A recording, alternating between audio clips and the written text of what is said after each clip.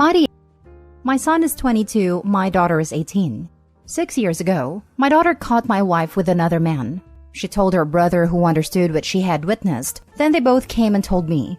I verified that it was true, then I divorced my wife. During the divorce hearing, both of them expressed a desire to stay with me, so I was given primary custody, with my ex getting 1 week a month, and she moved in with the other guy.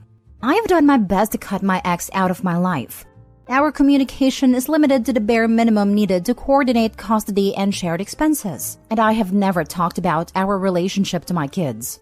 Initially, after the divorce, she told me that our kids were giving her hell when it was her custody, and that I needed to talk to them. I sat them down and asked if it was true, and they said they didn't want to stay there. But I explained that it would be best for everyone if they remained civil until they turned 18, so we wouldn't have to go back to court. I didn't get complaints after that, so it seemed to be working.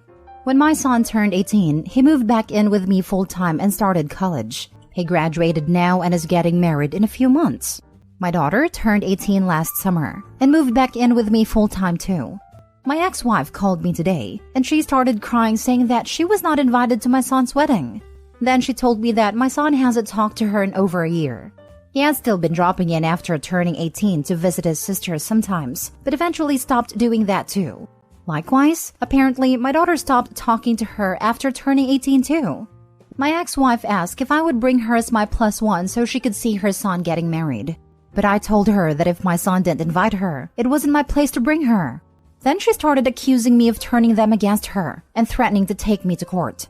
I just told her that there was no more custody agreement to take to court since both of them are above 18, and hung up.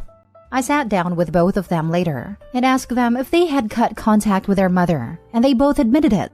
I explained to them that they did not need to do that for my sake, and I still recognize she's their mother. But they both said they had talked about it a lot and their plan was always to hold out until they were 18. But they had no desire to be around her or the other guy because she had destroyed our family. I told them that they're adults, and if that's their decision, I won't pressure them to change it. I was telling my sister what happened, and to my surprise, she said my son wasn't being fair, that I should make him invite his mother to the wedding.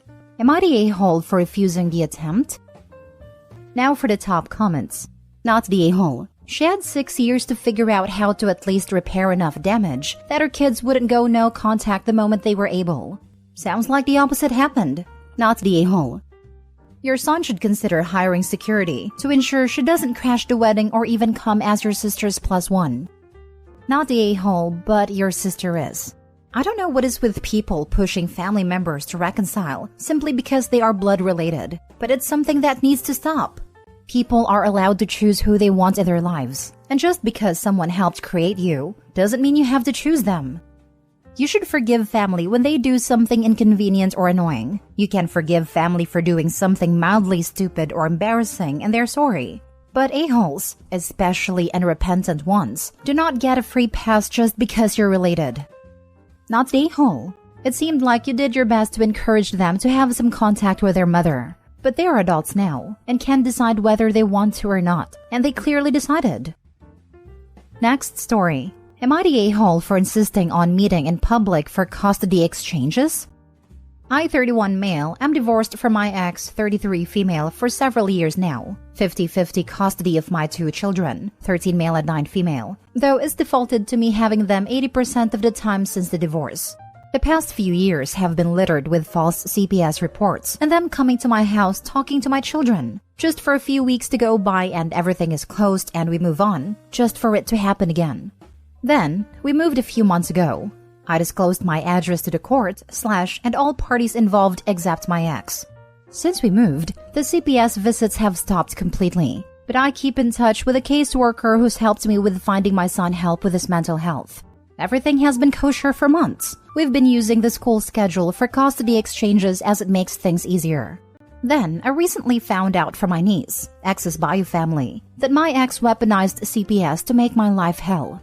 So now with the holiday, MLK landing on an exchange day, my ex is demanding to drop them off at my house.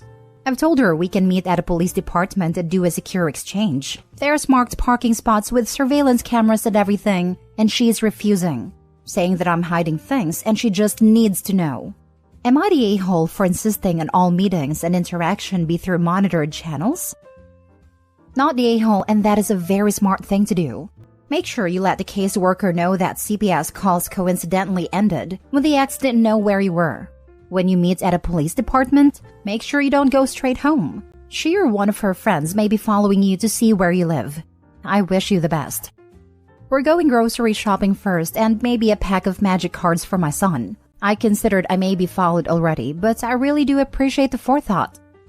If the kids have cell phones, check the location permissions in apps like Find My iPhone or any social media with location sharing. Location services are only on for Google services, which is connected to my account so I can find their devices. Had an incident where we had to find his phone by a friend's house last year, and since then I've been meticulous. Not the a-hole. Your ex has proven her egregious use of CPS, that she cannot be trusted. She's not looking out for your children. She's looking for ways to hurt you. Since this in turn hurts your children, continue to protect both of them and yourself. Keep meeting in public and keep your address private as long as possible. If there's any way to file charges against her or to get her to face consequences for her actions, please do so. Your ex is not only hurting you, but also children who genuinely need the intervention of CPS whose time and resources your ex continues to misuse. Unfortunately, misusing resources with CPS isn't chargeable because it's not emergency services. This is pretty much verbatim what the police department told me, but I'm pretty sure the officer just didn't want to get involved. Not the a-hole. I would normally say exes should know where one another lives, but this is no ordinary case. Keep meeting in public. When she complains, ask her what she is hiding. I actually just texted her this, and she responded with whatever. So I'm 99% sure this is a game to her. Next story. Am I the a-hole for refusing to let my brother be part of the family business? First, some important info. I, 44 male, have a younger brother, 41 male, and we are the only children. Also, we are not from the US or any Western country. My father passed away almost 10 years ago. Since our mother was also dead, we divided his estate equally. His estate was a farm of 12 hectares, 30 acres. Back then, it had a house, a barn, a pond, wheat fields, and olive fields. We were both working office jobs in the city and did not want to be farmers. But after my dad died, my wife convinced me to quit, buy out my brother, and start a business with her, as she had degrees in business and hospitality, while I was working in accounting.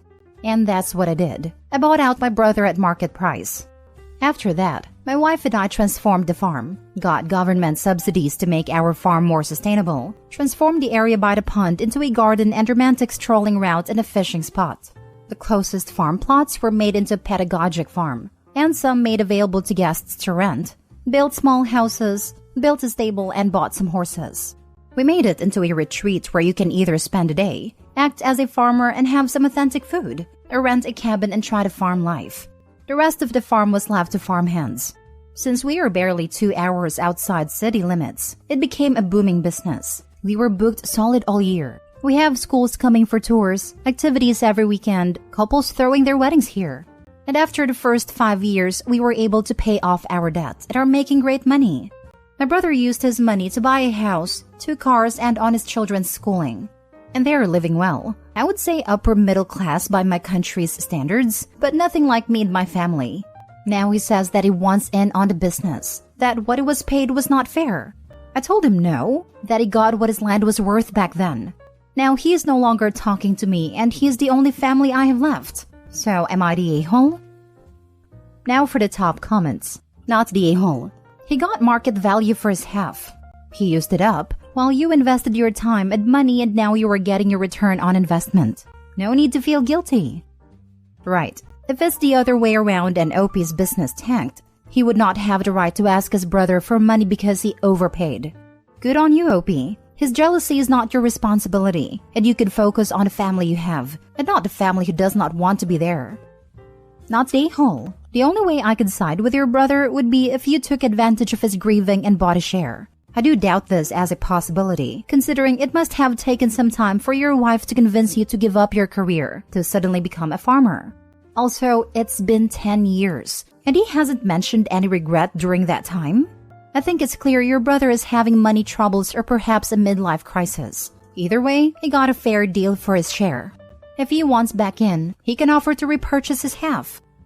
OP says his brother is upper middle class, so I think it's regret for missing out on the opportunity. If OP never told him he and his wife had big plans when they bought out a brother, I can see why he feels a little resentful.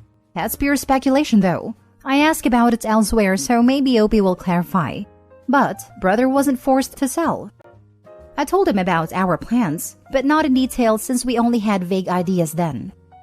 Not stay whole. If he had invested his half of the money into literally anything else, would he share the fruits of that investment with you? I don't think so. You had all the work transforming the place and you had all the risk of it not working too.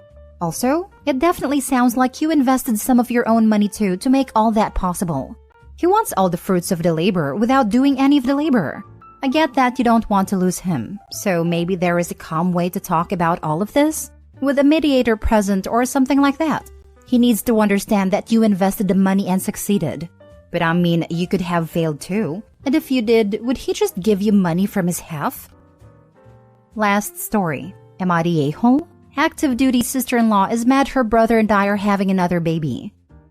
Background. My sister-in-law is a divorced single mother to a 2-year-old and is on active duty. She used to have friends that she would regularly leave her child with instead of us, because she also needed someone to feed and watch her 3 dogs, 4 indoor cats, and 3 to 4 outdoor cats. We watched the animals and a friend watched the kid. On multiple occasions, when this friend would fall through on childcare, she would call us the day off, and we would rearrange our lives, fight traffic, and get her kid because we wanted to help. When she has long underways, we made it clear we cannot watch her kid because my husband is also active duty and at work. I cannot drop my own kid off at school and drive 45 minutes to an hour across town to the military base and fight traffic to drop hers off and then get to work on time.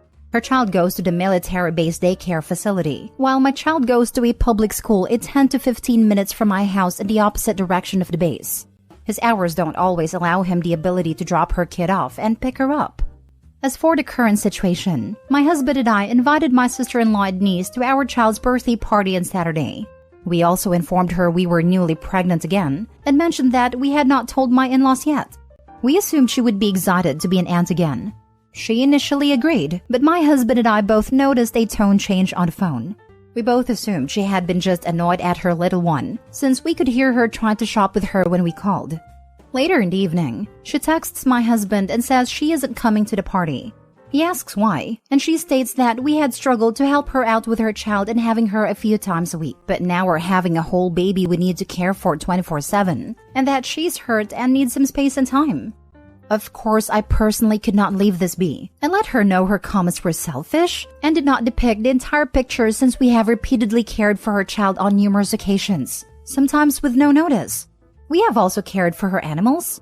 It has been made very clear I logistically can't drop ours off and hers off on 2 different sides of town. We have also cared for her animals. She's a 15 to 20 minute one-way drive for us, and sometimes we made multiple trips a day to her home to care for the animals. She snapped at my husband over text. She was angry he had told me what she had said. My husband explained to her that I asked why, and that he does not lie to me, so he told me what was going on. He then had a bad feeling at that point and called mother-in-law, only to find out that my sister-in-law had called and told her we were pregnant. My husband is also livid she told my in-laws about our pregnancy before we could. We were planning on announcing the second one in a cute way, and she's told that from us. Am I the a-hole for saying something to my sister-in-law to spark off this craziness? Should I have let it be? Just wondering what this woman's plan was when she decided to have a kid. Not the a-hole.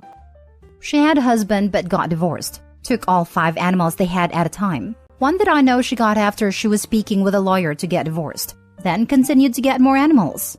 I'm not sure on the plan either.